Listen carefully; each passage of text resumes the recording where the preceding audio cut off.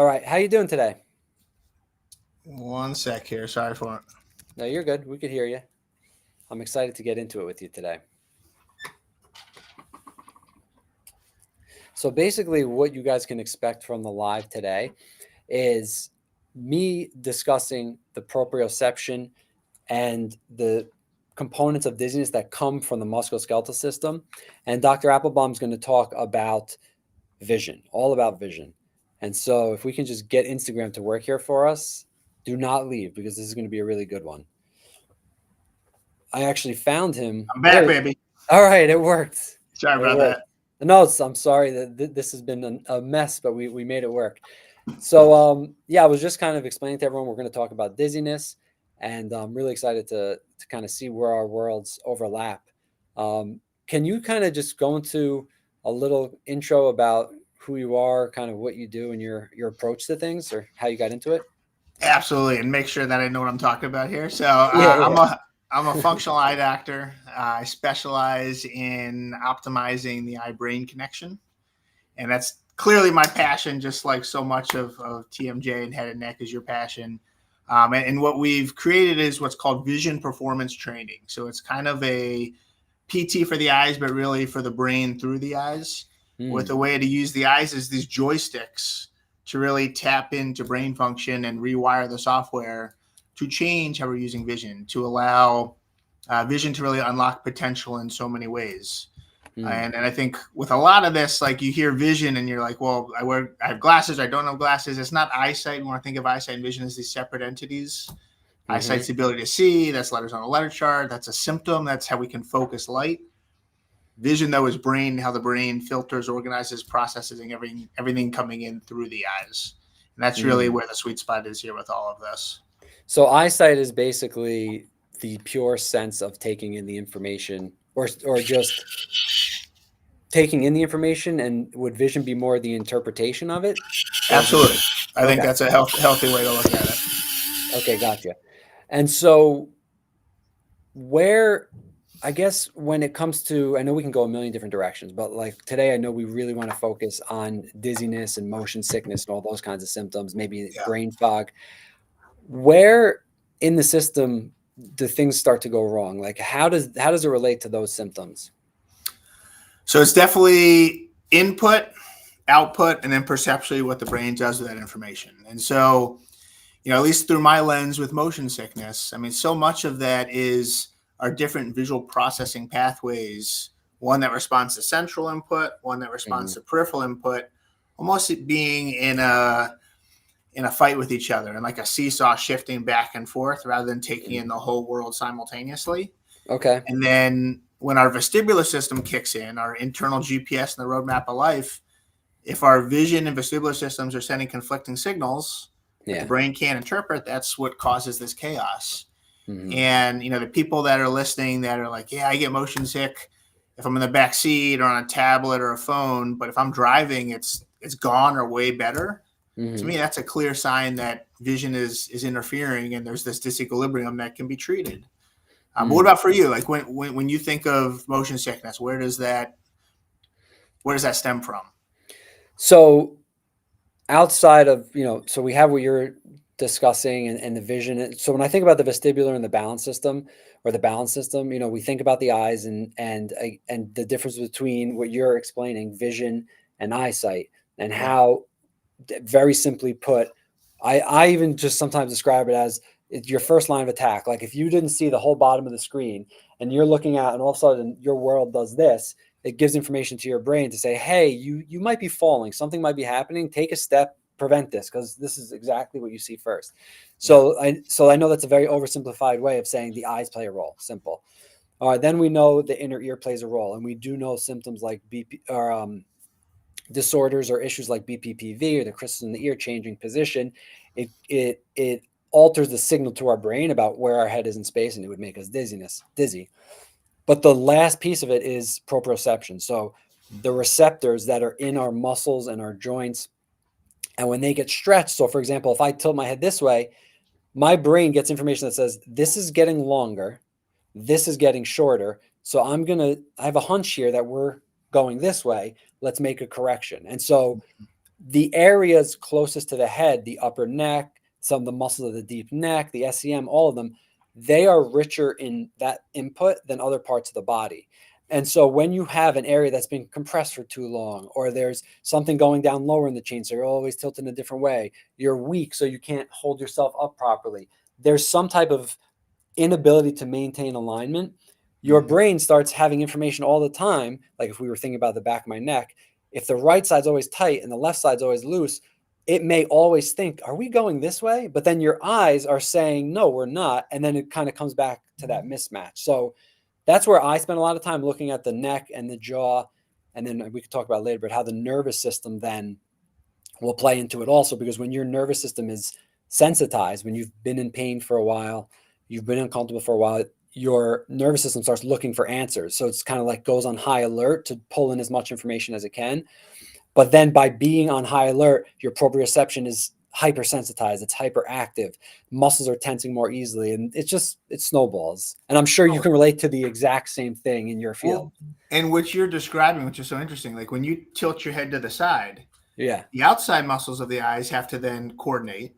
And so often we have a spatial mismatch where we're under converging our eyes or over converging, or there's a tendency for one eye to act higher than the other. It's like so many people who, when they're reading or doing desk work on a screen, will notice that they're tilting their head some. Very often they're tilting to the side because that eye acts higher than the other. And if we have our body compensate, then it becomes more balanced. That's the outside muscle. Being overused. So then it's always in a state of like that overuse. And it's under tension. And then on tension over time, if you're trying to get buff, that's wonderful, but not when you're on screens all day. And then the inside muscles, the eyes, the focusing system, like when we're leaning into screens, it's because that focusing system, the accommodative system, it's almost, we want it to be like an old school camera lens that's on autofocus. If it's stuck on manual focus, then you're having your body compensate for what that system's not able to do naturally and unconsciously. And so the tech neck of pulling in, like from a vision perspective, that's almost always our focusing system not having the stamina flexibility that it's supposed to. So to what degree can you, so when you say that, most people, oh wait, let's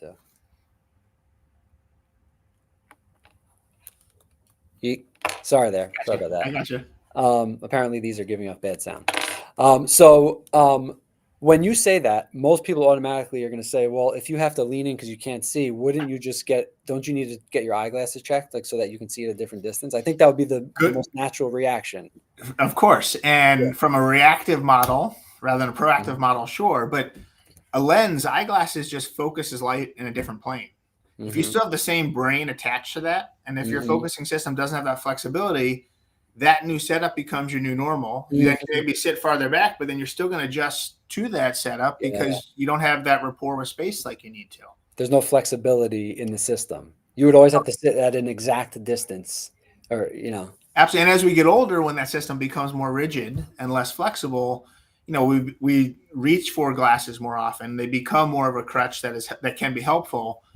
But any brain at any age can develop the ability to use that system fluidly and can develop, less tension in the tone of that system. And then you can take in more space without having to rely as much on devices or body postural changes. So can you, because I'm curious about different like scenarios, but can you just like break down like you said, a discrepancy between the central and the peripheral, like what that means? Yeah. So we've got a lot going on in our brain, especially with the visual system, and the occipital lobe in the back of our brain that all the signals are sent to, that is what allows for sight to finally take place. But in terms of the intricate path to get there, I'm looking at you and on the screen here, but I can notice with my side vision, there's a door here, there's a window, there's a phone. And in our brain, when we're under stress as humans, when the autonomic nervous system gets kicked into that fight or flight response, our pupils widen and we get this tunnel vision effect. And so we then heavily rely on central processing and collapse periphery. And we do that evolutionarily because the saber-toothed tiger coming at us, we have to block out everything else but that to stay alive, right? Which is a great thing that our body's able to do. 100%. That's why we're still here, because we got away from that saber-tooth tiger. Yeah. But when we're on screens, for instance, our thinking, our behavior, and our vision become tunneled and locked up. It's like 3D And versus 2D. 100%. And then that is what shows up, like, for so many people who are driving in a car over a bridge or in a tunnel, and all of a sudden they're aware of their periphery. They're like, oh my God, I'm not safe. They even pull in even more. And that light switch that we can turn on to access periphery becomes not accessible. All right. So like, because it fits into that whole, when it comes to like chronic pain, my world, and we know that insomnia and difficulty sleeping is a very high correlation with people who are in chronic pain. And we know that people who are in difficulty sleeping and insomnia also have correlations to having like anxiety, high stress levels, and they're always kind of in that fight or flight mode. And we know that these people had a lot of headaches and migraines and dizziness. So like to like bring it all back together to know that someone's like in that mode, and then they're also feeling these uncomfortable symptoms. And their brain's in high alert. And then if on top of that, they're experiencing what you're describing, but then they're scrolling on their phone before bed, or they're on their computer, the blue light signaling the back of their eyes to secrete melatonin in the wrong consistency, then makes it so it's harder to fall asleep and stay asleep because the brain's on overdrive. Yeah. And then when you said, so one of the classic signs is someone says, if I'm riding passenger in the car, if I'm looking at my tablet, watching TV, I feel dizzy. But when I'm driving, that's because they're centrally just locked in on what's in front of them. And they can override that focal central processing. Okay. And they can prepare their body for what's coming. And they can actually rely on, the periphery of what's coming, because when you're in the back seat or you're on a phone or reading, you're overriding these central eye movements. Your brain is telling you you're static, you're not in motion. But then your vestibular system, your inner ear activated to show, oh, no, things are dynamic, things are moving, and your brain's freaking out. It doesn't know what to do with that information.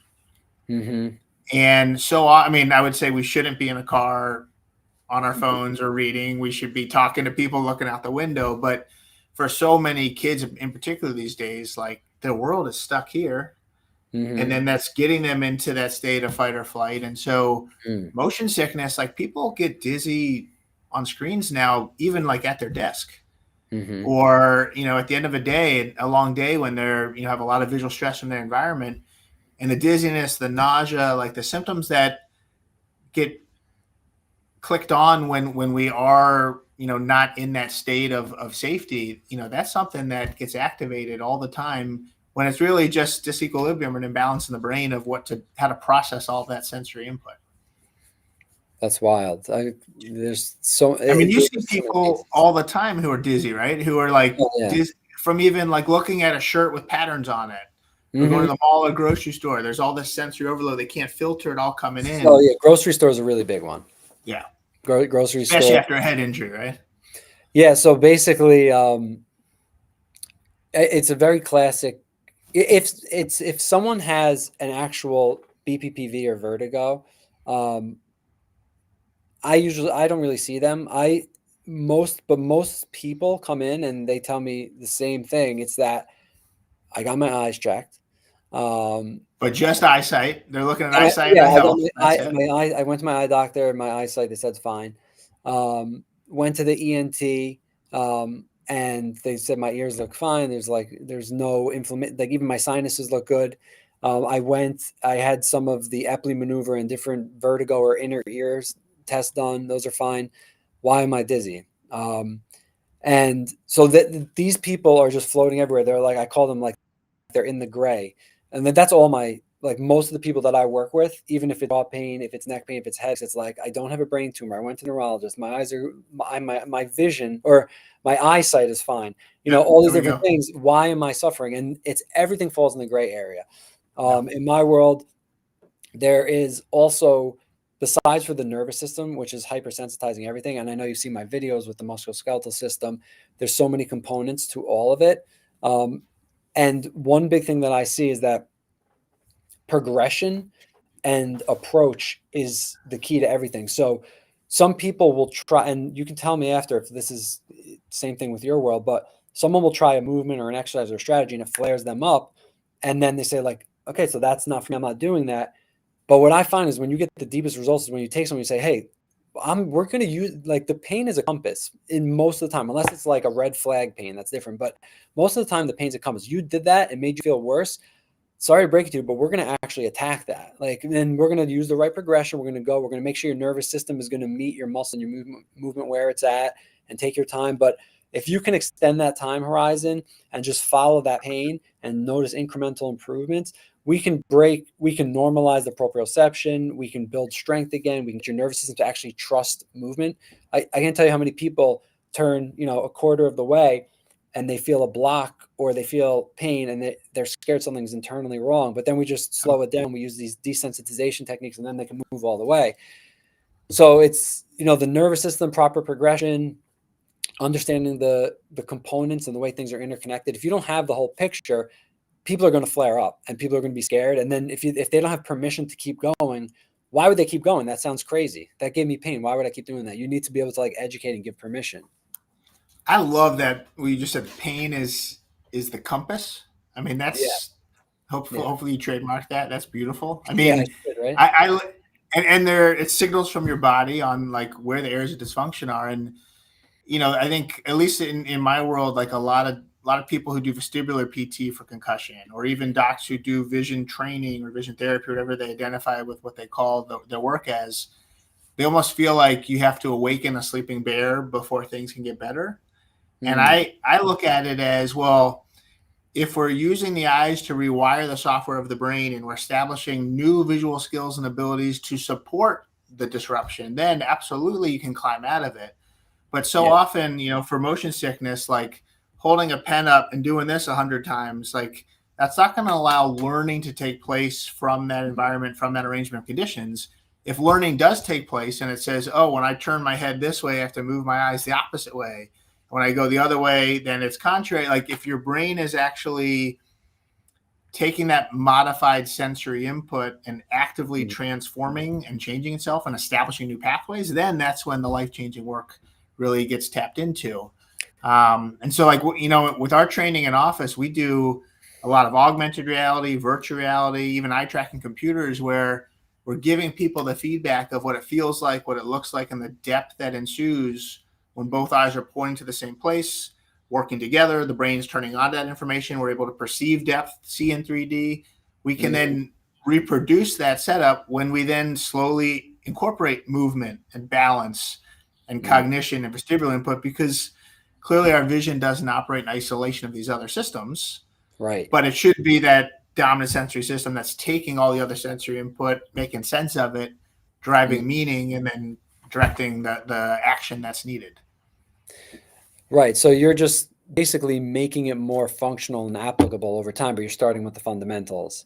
So, like, how do you make it, like, what would progressions of making it more functional be? Like, taking it from just the movement to, you were saying, like, with movement, or like turning more, like, is it like moving your whole body with it, or is it like? Well, so I think it definitely stems first on like how is that person operating? So a lot of people we see, especially with concussion or brain injury, they'll develop this. I was going to ask, like, they'll develop this adaptation where they're not using their eyes together as a team, and maybe they're over focusing their eyes and under converging their eyes. Like, you can't teach your brain to do that if we try, but that's how we learn how to adapt to stress from our environment, to not have to avoid. And especially with screens, like that is hitting home, that near stress. So what we'll do first is, like, they're sitting in a chair, the task is at near, and maybe they're wearing a pair of red-green glasses or Polaroid lenses where one eye sees one picture, the other eye sees the other picture. We're then taking those pictures and slowly separating them and saying, as soon as it splits and you see two, stop, figure out how to adjust your eyes, keep it one, and then we'll keep going. Or then we'll move it backwards. And we're kind of building better eye teaming, eye coordination. Okay. But maybe in that scenario, like as they're doing that, one of their eyes is focusing closer than the other. We can then use lenses or prism to reestablish function. And we're literally creating a setup with devices where they can use their eyes together, and then slowly eliminating the need for those devices, substituting it with their own new skills or abilities. How would you look at that from your perspective? Like when you're working with somebody who is, like you shared before, scared to turn their head Yeah. farther than, a couple degrees to the side. Yeah. Like a lot of it is subconscious, right? Yeah. Yeah. So, I go through different things. Like I do check we do these musculoskeletal checks. Like in my program, we do these corrective movements where if over time you've been in a certain position or developed something, like we do need to break through that restriction. So whether for the jaw, it's like you're saying, or you can't open all the way, the head doesn't move a certain way. We move into that. Sometimes we need to break through some tension. And for some people, none of that's there. Some people it is there. And then we establish that piece of it. But even once the brain is the only thing that can actually make you feel pain, right? Your body, all it does is it sends signals to the brain, and the brain says, all right, what am I going to do with this? Should I make him feel pain? Should I make him feel relaxed? Should I make him move? So you can, in the absence of physical injury, or once you've actually checked that box, is another thing I use in my group. Like we need to just check the box and move on. Then it's okay. Now is your nervous system going to trust that? Probably not. You've had this pain for so long. It's not going to buy that you can just do it now. So we can use, well, first of all, we just use progressions where we just use progressions around gravity. That's one where we like don't use gravity. We add gravity resistance. We Cool. use sensory like integrations. So sometimes, let's say every time someone moves, they activate a muscle that is actually preventing them. So if they want to move right and there's something that's tightening up and preventing them from turning right, they haven't figured out how to be efficient in what they turn on and turn off. So we might do things like make them actually turn that muscle on more and then let it be fatigued and move the other way. Or I may have them tense a muscle on this side and then this side and then this side and understand what it's like for that muscle to be off and on and off and on and relearn what it is to integrate that and not just, I'm just going to turn on whatever's there. And you teach them. And then we can use strategies with like light touch and different sensory strategies focusing on environments. Because when your brain just gets driven into, when you're constantly in pain, when you are constantly feeling the same symptom, you're thinking about it. You wake up, is it there? Yeah. You're in the car, is it there? Yeah.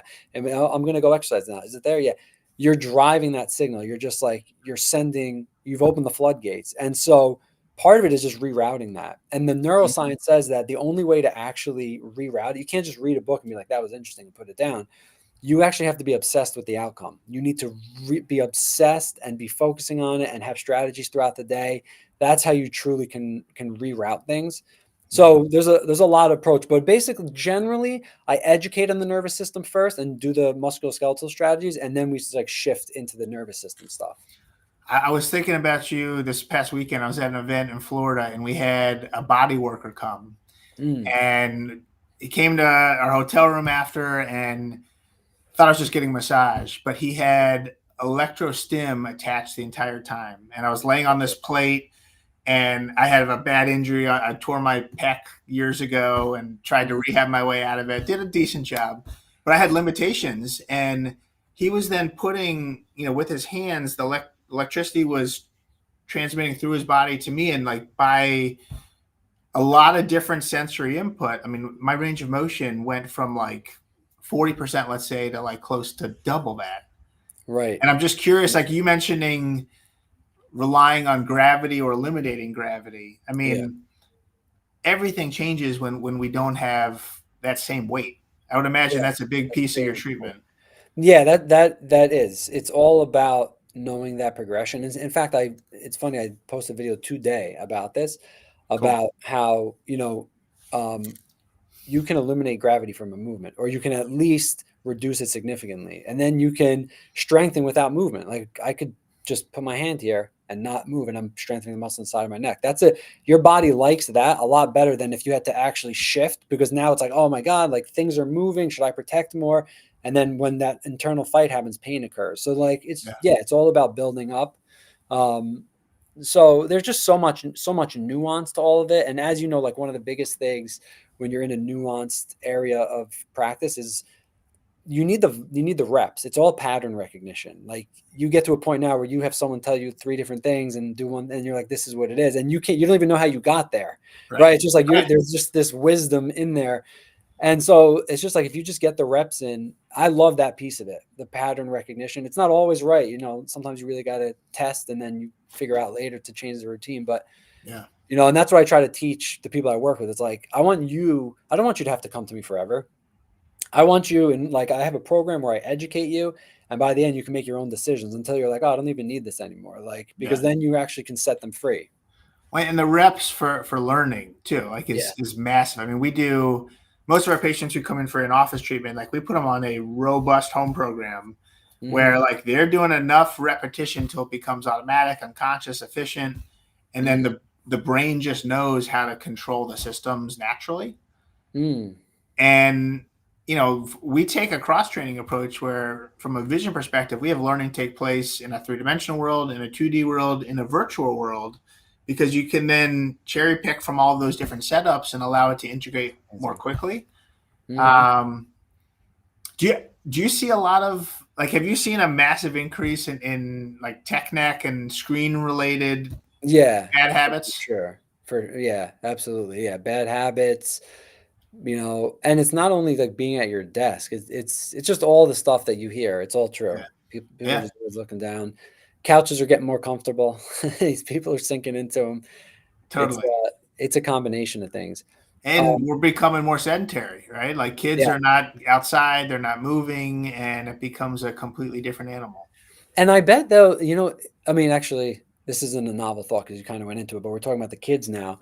Like when I was a kid, every day you're running outside, you're running, throwing, turning, hockey, this, that, the other thing. You're probably just building that from such a young age. Uh, And now you actually can't you that's actually probably one of the craziest parts because we know the neuroplasticity is so potent in children. And like you're not gonna if you're not developing that at a young age, I feel like you're setting yourself up for even more of these chronic issues as time Totally. And persists. from a vision perspective, like everything we work on, tracking, focusing, depth perception, eye teaming, eye coordination, you're not born with that. You're not born with the ability to read. It all comes through our life experiences and the right sequencing of developmental milestones. So it's Mhm. either learned appropriately through the right sequencing or learned poorly, and that leads to these vision imbalances. But kids now, I mean, they're being exposed to screens and technology earlier than ever before, being asked to read at early and earlier ages before they're visually ready. And so Mm. when that happens, you're either adapting or you're avoiding. And the vast majority of functional vision problems, they're maladaptations, they're bad habits, and they're treatable. But so much of this would be if kids just got outside more Yeah. and engaged with 3-dimensional space and did the bilateral integration with climbing and Mhm. laying on their backs looking at clouds rather than looking at pictures of clouds. Like we're seeing shifts massively in vision development, but then also cognitive development, all areas of development. And it's not going anywhere, which means people like you and me are going to be in business for a long time. That's not a good Yeah. thing. No, no, it's not a good thing. I'm just thinking back to a few years ago, I saw, um, with football players, like wide receivers, they had these glasses that would like Yeah, shutter, yeah. right? Well, So, we have those too. so you're only giving them pieces of the picture so that their mind can fill in the blanks then?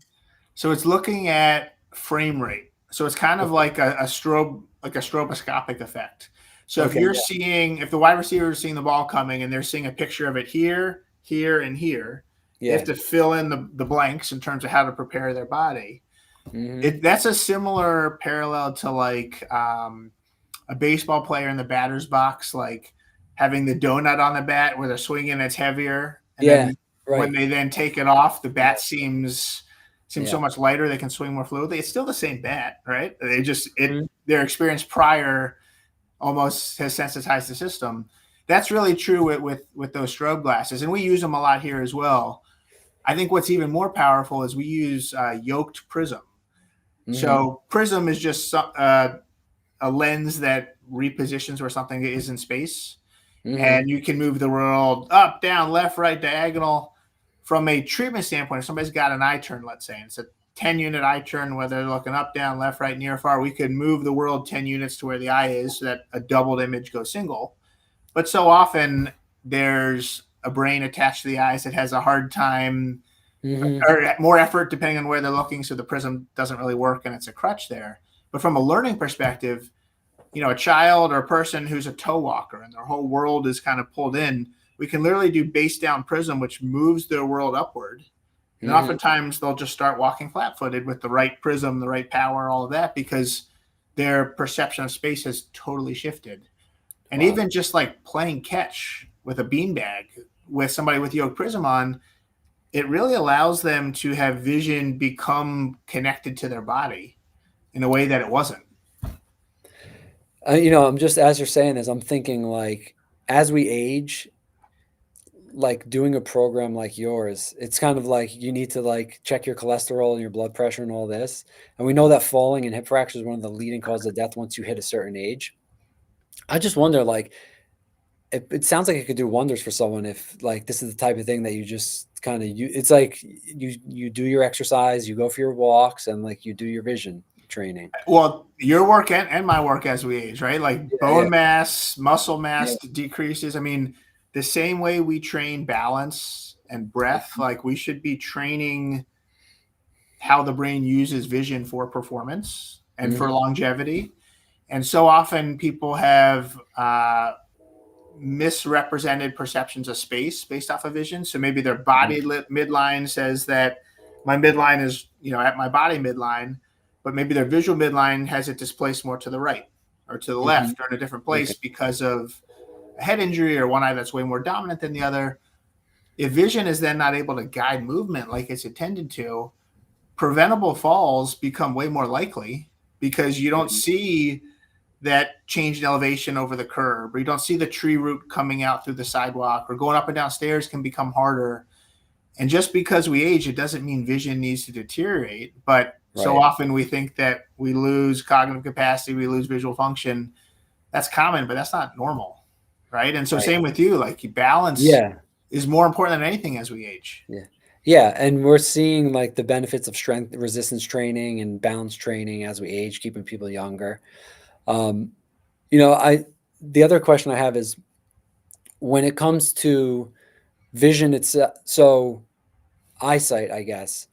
Um, First, so you can actually improve your eyesight. Like if you try harder to see something, you could do better on an eye exam, right?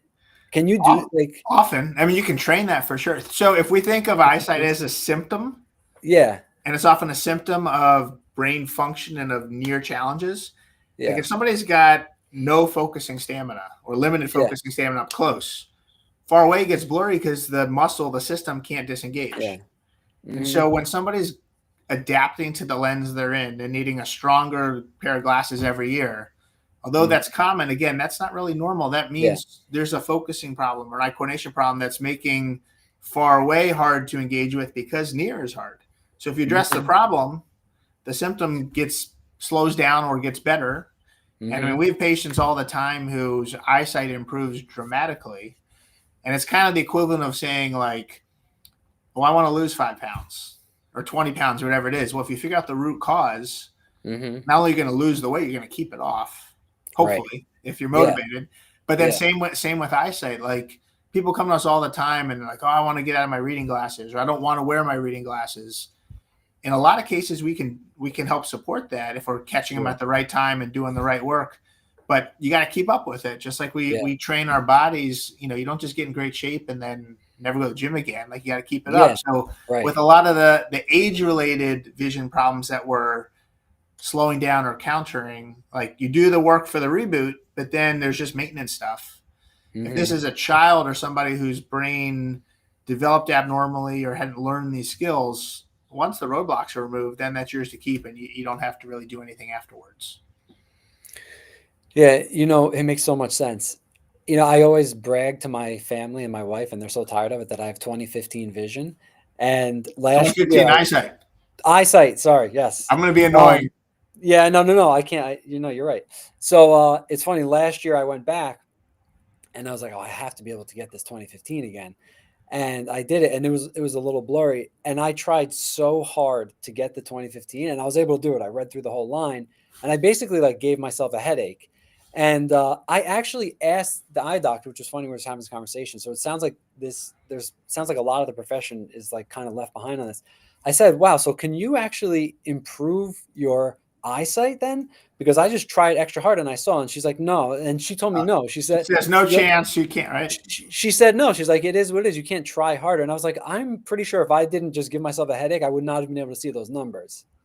So there's such a disconnect over Yeah, structure versus function in all of healthcare, but for sure in with the eyes. And I know I'm biased, yeah, but we're all taught that in school that like, nope, you yeah, got to get everybody to see the tiniest letters. You got to give them the strongest lenses possible to get there. right. And truthfully, we should be shooting for 20 happy rather than 2015 or Right. 2020. And Right. I really Like what feel happened with me. I went home right, with a headache. right. And you can, if something, especially if print or the letters like kind of go in and out of focus, that's you stimulating and relaxing your focusing system, the accommodative system. Mm. And if you were putting in all that effort and making a face and really straining to do it, but you can do it, we Mm. can make it so that with enough work that becomes your normal. Right.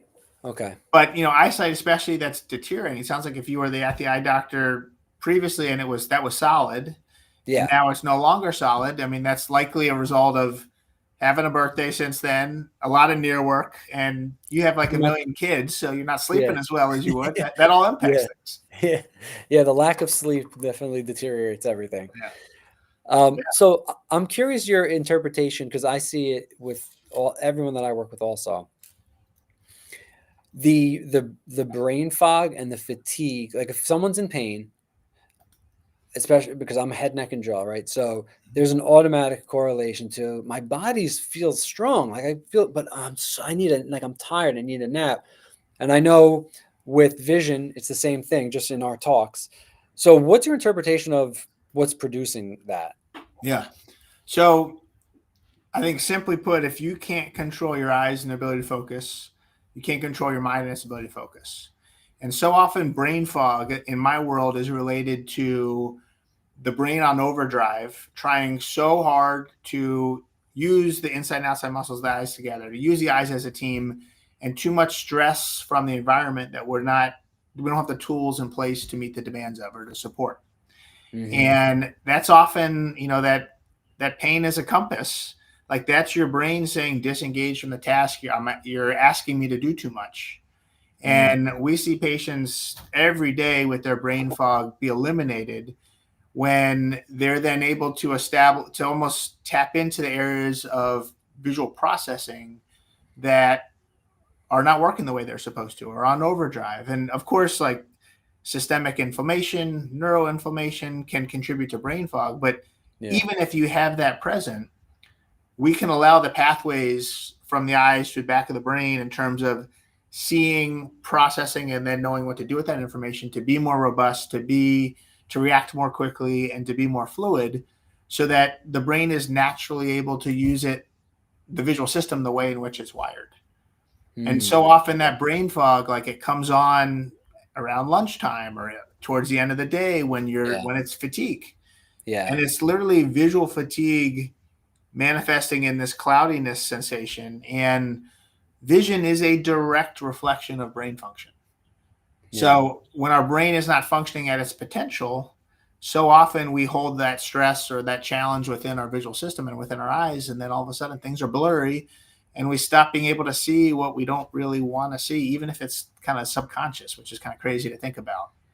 That So is wild. we talk all the time about how inner vision and outer vision can develop a healthy marriage together, and we can clear up the cobwebs by Yeah. developing superhuman and optimized visual skills where we work all the time with pro athletes in every sport imaginable who don't have problems but want to improve a small percentage point in a couple different areas that has a big cumulative effect.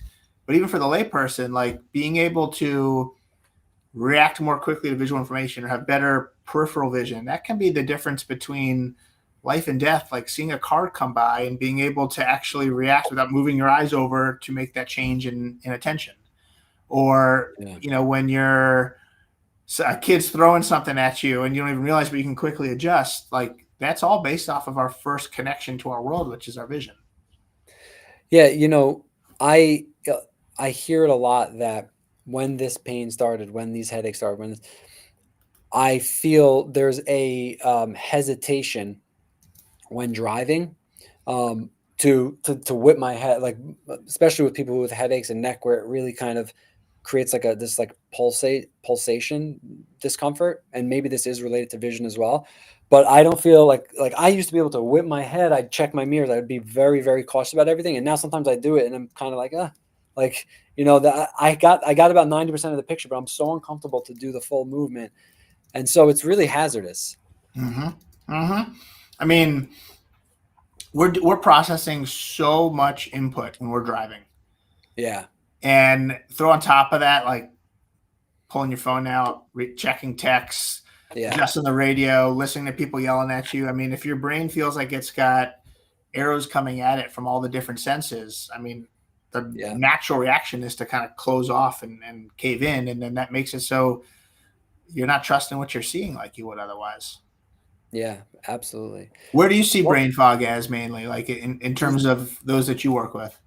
yeah, I see it in the same way that you explained it, where it's that there's a certain processing power of the brain, and now it's having to process additional items that create a fog that they need to get through Yeah, yeah, to be able to function. And so you have this, it's your brain is like a computer processor. You have too many windows open, you're not going to get as much power at each one. And it's like it hurts here. I feel uncomfortable here. When I eat here, I'm worried about it, everything sensitized. That's a lot of information to take in outside of being able to just function seamlessly. It's like someone's constantly tapping you on your shoulder. Hey, hey, they're trying to pull your attention. And that's kind of, and when you were talking about inner vision and outer vision, it got me thinking about, maybe I'll use this term too, inner movement and outer movement. It's like the yeah, outer movement is just like how high can your shoulder get, but the inner movement is what needs to happen to be able to control that movement. It's you're just, the symptom is almost, okay, this is how high your arm can move. This is how far your neck can turn. That's like the yeah. outer symptom. The inner is what are all of the nervous system and interplays between the muscles and joints that are going to produce that movement. If you don't look any further than the outer movement, you just might think, oh, your shoulder's tight or weak, but Yeah. there's so much more. Can I ask you a question? I have a I think it's a chiropractor by training that I work with. Usually when I'm injured, not preventively, I need to change that. But I know when I had some neck issues and I felt like I had a limitation turning to one side, he would put pressure there and I pushed as hard as I could, and Hmm. then he'd take his hand away. Then it was like, oh wow, I can go way past that. Yeah. Do you mind sharing just perspective on Yeah. that? Yeah. Absolutely. So a couple different things. If you're turning left and then so you would think, number one, there could be a restriction there, like something physically is stopping me from turning left. That's number one. Or it's that the muscles aren't strong enough to actually move in that direction. So if he's making it work, he's activating the the structures, muscles responsible for the movement. He's activating them, and then you remove it, and they're activated, ready to do the job. So it's almost like doing a warm up before a set of exercise. Yeah, yeah, that makes sense. You can also, if you have trouble turning left, so theoretically, when you turn left, you need these to move to shorten to pull you. You need these to shorten to pull you, and you need this side to lengthen to allow the movement. If this side, every time you try to go this way, it fights you, you can actually go the other way if it's more of a muscle tension issue, fatigue that muscle, and then when it's time to go this way, that muscle's too tired to resist you. So there's a Hmm. lot of different nervous system tricks that you can do. I actually just shot a video today about, do you remember this little trick that you would do as a kid? Stand in the doorway and push your arms hard into it for a minute, and then you step out and release, and your arms just lift, Mm-hmm. right? So Mm-hmm. your central nervous system is being overstimulated. It's sending these signals, and peripherally at the source, the receptors are becoming extra sensitive to movement and stretch. So then when you stop, there's an overflow still from the nervous system down, but also the receptors in the muscles are so sensitive to stretch and movement, they send a signal back up to the brain, and the brain says, "Oh, I guess we should be moving." So it's a two part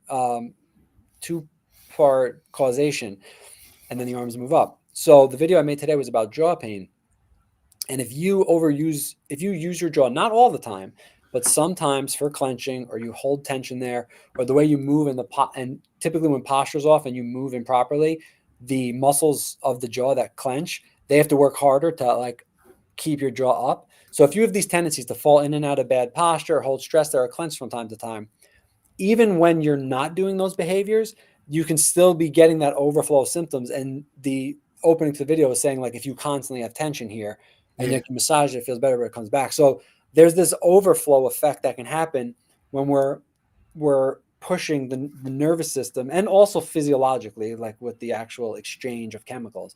And then there's an overflow. So now you stop a Mhm. behavior and you're like, why is this always tight? Why is my shoulder always tight? I'm not always lifting weights or carrying bags. So, part of that, one of the solutions to that is actually activating opposite ways, but it's also like a systemic relaxation. But it's just when you start digging into this, where movement meets the nervous system, and then I love it. I mean, I'm like constantly like pursuing this and learning and trying new strategies. And then I just keep having my mind blown over and over. I'm like, oh my God, that belief that I had for like 2 decades is just gone now. Like I just It, broke that belief, and it's like, I can't believe I thought it was that for two. But again, it all comes from volume. Like, just, I'm like either working with people in person, online, answering questions, and it's just the volume. It just, you almost can't make these observations when you have just like, and that's the only thing you do. Like, that, like, you I'm stick to your just niche. totally, and I'm just sitting here thinking how much better results we can get faster for our patients when they're addressing similar dysfunction from both angles simultaneously, right? Like Yeah, 100%. Yeah. it's so glad we're doing this, and Yeah. so love and respect the work you're doing and the ability You to be too. able to get these programs out for people where I know you do a lot that's like guided so beautifully. So Hmm. they're the captain of their ship in terms of like the Yeah. direction they're driving everything into, but you're telling them what to do. And like, Yeah. if they notice X, do Y. And if they notice Z, Yeah. Yeah. do the next letter. I mean, there's so much that we can do when proactive and motivated to find that path to a more comfortable, more stable future. I couldn't agree more. And I feel the same way about what you do. When I saw what you're doing, I completely related to it. I said, man, he's doing the same approach as me in just a totally different world. So absolutely, like, I want to do this again. We have to collaborate. I feel like anyone suffering with these symptoms, like this dizziness, this fatigue, this brain fog, this discomfort, like, if we can connect and work together or collaborate, I think that it'll And be a you great. see a lot of migraine patients as well, right? Yeah, yeah, Yeah. absolutely. So you probably get into vestibular, like migraine, right? Totally. Well, and in my world, like so often migraines aren't migraines. They're hidden functional Yeah, vision problems that are just associated to an area of the brain. But, in terms of like what moves the needle and the proof's in the pudding, when you do the right type of work, you see so much get easier. yeah, yeah. It's almost like one of those. I hate to say, but to some degree, and I'm not like a neurologist, migraine expert, but it's unfortunately sometimes it gets treated kind of as a bucket. And the same thing with like IBS, like, it's just a Yeah. totally different example, but it's like, I have IBS. Well, what's going on down there? And so there's certain things that are throw all, and there is true migraine syndrome, vestibular migraine, of course. But there are some people, again, in my world, where it's a cervicogenic headache and it's just so intense, they believe it's what would be categorized as a migraine. So Mhm. there's only one way to find out, like, dig in there. And sometimes people, the reality that needs to hit people is that, and it hits for people who have been suffering for a long enough time. They realize, I'm going to have to try an approach and I'm going to have to see it through. And if connect with the right person, then that's the right decision for me to make. It might not be, though, but the only way for me to actually know is to go into it, go through it, know, again, check that box, and try something else. But when you're just like a little uncomfortable, it's just been a couple of weeks, you're not going to do that. But when you've been suffering for months, I'm sure you've Oh seen yeah. Oh years, yeah. decades, you're willing to. And then once people get that mindset shift and they're like, okay, like, I need to just go all in on this, and that's when you see the big results. Totally. And so many people's present day struggles, whether that's symptoms, problems, they can be tied to a prior injury or prior Mm. event, whether it's a head injury, something else, but they never put the pieces together. I mean, I see so many people who are like, I don't read for pleasure anymore. Or I'm relying on audiobooks, or reading helps me fall asleep faster at night. And how long has that been? Oh, it's actually only been since like, the past X amount of time. And then you put the pieces together and it's like, oh, that was after a minor car accident, or oh, that was after playing Mm. sports. But especially with the head injury space, I mean, I know you preach this as well. Like that doesn't have to be, that doesn't have to define you. And you can do the work because of neuroplasticity to rewire the brain at any age for both of these fields. Yes. I think that's a great way to kind of bring the conversation full circle. Yeah, absolutely. 100%. So it's yeah. Um, this was a blast. I could talk to you for like days on end about this. So I Dude, know right back at you. we need to nip it in the bud for Well, today. let's do more of Um, these. I'm yeah, excited to see eye-opening nuggets for people. Pun intended there. yeah. Yeah, that works. So I know you got your Screen Fit program also. Yeah. And so I guess so that's the online version of what that's your online program. Yeah, that's our do-it-yourself online program, kind of like doing body weight work at home instead of going to the gym. Each course has 30 lessons. Each lesson's like one new activity a day. Mm, Very sequentially programmed, designed to develop the visual foundation to thrive with reading, with screens, with just everyday life.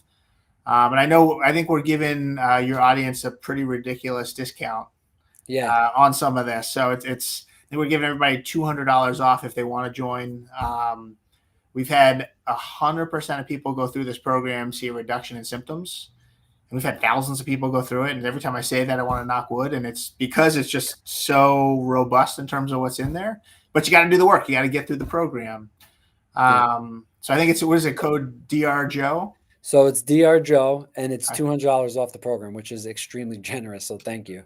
Yeah, man. It's we got to support you and your tribe because you're doing such great work, and I think Yeah. vision's a piece of so many puzzles out there, just like body and mechanics are. So Yeah. I want to, and I know we're going to be offering your program to patients too Yeah. and directing them to you. So Yeah. So reach out to anybody listening. yeah, so there's a code for that we have here. It's Yeah. My Vision First. So my Awesome. program is a head, neck, and jaw program. So Okay. so obviously dizziness is a big piece of that, and it's neuroplasticity, it's the musculoskeletal progressions I was talking about, and habit and lifestyle, which is we didn't go too much into that, but basically like if you're putting the work in, right, and you're calming the nervous system, your day to day, if you don't have that foundation, it's just you fall into that same loop. So Yeah. that's my program. It's a 12-week program. And so I guess My Vision First would be Perfect. the code for your So listeners. basically, what we're saying is, in terms of regulating the nervous system, whether it's through vision Mhm. or through movement, we're pretty much anyone listening is going to be able to get the needle moved at least a decent amount Yeah, with yeah. one or both of us. And Well, you I would have like argue there's probably nobody we can't help with both of us. I would genuinely stand by that when you add the combination because ultimately movement helps, and we're just moving different parts of the body. Yeah, 100%. Well, so grateful for your work, man, and for this connection. Yeah, Excited for a lot me more of too. this in the future. Me too. Yeah, absolutely. All right, listen, have a good rest of your day. This was excellent. You as well. We'll talk soon. All right, Take bye-bye. care, bud.